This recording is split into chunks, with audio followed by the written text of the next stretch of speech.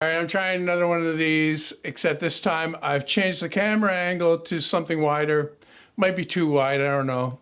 I'm also recording in 4K this time, which might improve the quality a little bit. Also, I'm trying to keep the camera higher so that you won't be looking up my nostrils. I had a few complaints about that in the last one. I don't know if they were serious, but I can understand, if you don't want to look up my nostrils. What's this one about? Well, I've been thinking this morning about projects that I'm going to be doing coming up, mainly minor projects actually. And I started to write some down here after I came out this morning. I'm in the midst of editing a video on this light up here that I just finished making yesterday, and well, maybe the day before actually, because I edited another video yesterday, which will be on this channel soon. After this one, actually, I mix everything up. But I just wanted to do this one quickly to go over my revised plans for the shop in the future. And I was giving it some thought, and I think I've changed my mind about building a new shop completely. I know originally I said that I may build onto the front of this, and there'll be a shop addition there. And then I said I may build out back there. And then I was leaning more towards building out back there. But I'm thinking now that I'd probably be better off just trying to maximize what I have here. And I can do it. I can do it. And I think that in of itself would be more interesting than possibly, well, it wouldn't be more interesting for me because I'd really like to build a new shop. But I just don't know if I can justify the expense going forwards. But anyway, so the new tentative plan, this is all subject to change, is for me to keep this as it is. And for parking out front there, I would build a carport actually right on the front of this, and it would, have a roof on it type thing and open sides. Well, it'd have lattice on the side. It'll look good. I have to design it out and look at it, and then I have to get the driveway paved, which was planned anyway. So that would be a separate thing, and that wouldn't be anything to do with this. I'll probably put stuff about that on my home reno channel, maybe. That's if I did that. But like I said, right now I'm leaning more towards that because it's actually more practical. So what changes would I make in here? Well, I mentioned last time about taking the belt grinder out of here and moving it out to my shed, and then turning my shed into more of instead of a storage area, it'll be more of a place that I could do metal work and other stuff like that. And I'm thinking about actually, and this is going to seem strange, taking that window out back there and connecting or joining the shop to the shed, put a doorway through. I could either push the shed back up against the shop here and do it that way, or I could build kind of a walkway between the two. But the idea would be to connect the two. And that would actually give me the extra space here. But the door that would go on there would be a door there that you'd have to open up. It would be almost like going outdoors because the shed still wouldn't be heated, certainly not the way it is in here.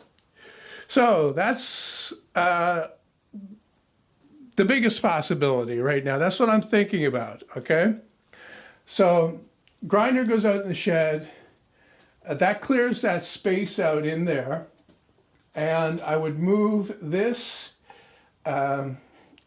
downdraft sanding table into that area down there. It used to be there at one point, but then I moved it. But that kind of makes sense because it would fit in there, and then I could build something above for more storage. And then that whole area back here would be spoken for type thing.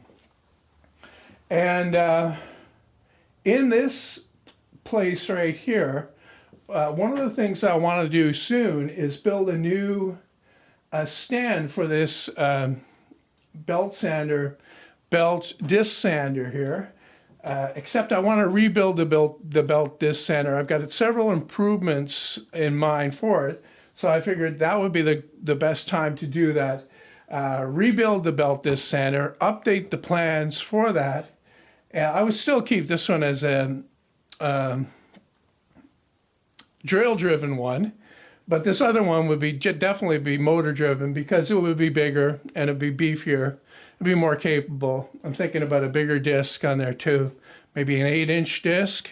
I originally had a plan for that, but decided to go with this, thinking it was more hobby-sized. So I keep this one, but I would build a bigger one, and I would put that on a stand. The stand, in turn, would have dust collection, which would be that little vacuum cleaner that's down there, and that would fit right in the bottom there and be neat. Also, for this area, I have in mind to build a belt sander, and then I would take my belt sander out of the platform here, and I would just use it as a belt sander. Not that I would use it very often, but it would be available for that right now. It's not, you know, I can take it out, obviously, and use it, but it's a little bit inconvenient to do that, and it's way more useful sitting right there. But it would free that up, and it would give me something more dedicated and obviously bigger. I would go with a 6x48 belt. I've already got the belts sitting in my cabinet over there. I'm going to check and see if they're still there, actually. Yeah, right here I've got 2 belts, different grits, I think. I've also got 12-inch discs left, and I haven't disposed of my 12-inch sander, but I have no plans of keeping that. Like I say, once I build this, that would have the disc sander on there, which would be bigger, and it would also have a longer belt. I don't know if it would be 1x42, or I can't really go much bigger than that. I really don't want to go bigger than that, because that, I think, has the most utility for that size. Okay, so that's that end of the shop. You can say the front of the shop. Here, I still have all this lumber that's leaning up against this. A lot of this came, well, the old vintage stuff came out of my shed. When I cleaned out my shed last year, I figured that I wouldn't use that for lumber storage, or not very much anymore, that I would build something dedicated to that. And I had an idea about building actually kind of a covered thing right on this back wall here, behind on the outside though.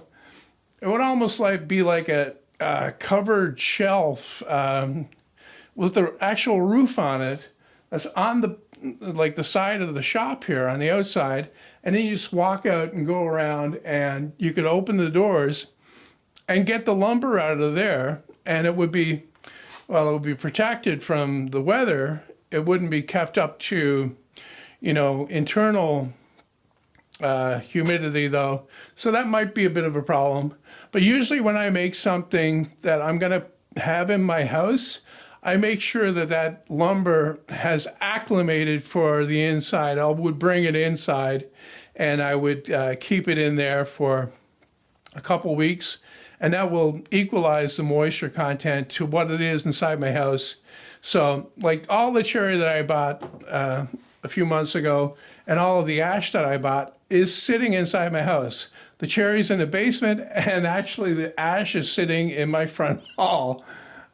Single, you know, you can do what you want when you're single. So I was thinking about that for the lumber storage. It's a good idea. It's not as convenient for the winter, but it wouldn't be any less convenient than, say, going out to the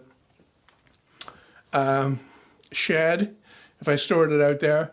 Another possibility is if I did build a carport out front here, I could build the same kind of thing inside there, like against this sidewall that's over here, and it would be inside the carport type thing, and it wouldn't look bad because it would be all covered up and it'd have nice doors on the front, and it would have, I would put a bit of a roof on it with either cedar shingles or something like that. I would make it look really good so it wouldn't look like, you know, I had lumber stored out there. So that's another option. I could say, I don't have a lot of lumber to store, that's the thing. So I don't keep much on hand. The most of what I do, the projects that I do is from plywood, and I've already got sheet storage down there, but it's not a very efficient one. I prefer to have it vertical like that. The best arrangement, of course, would be to have it flat, horizontal, but that takes up so much space that it's just not feasible for a small shop like this. So I don't need a lot of space for this plywood though, because it would all fit in there. Like you can see there, I have quite a bit, but it's the small pieces as well that take up all the space, all over the place. So that's what I have in mind for major stuff, I guess you could say. Up here, if I did open up, that wall back there, I know that there used to be a door over there, and then I worked hard to close that up.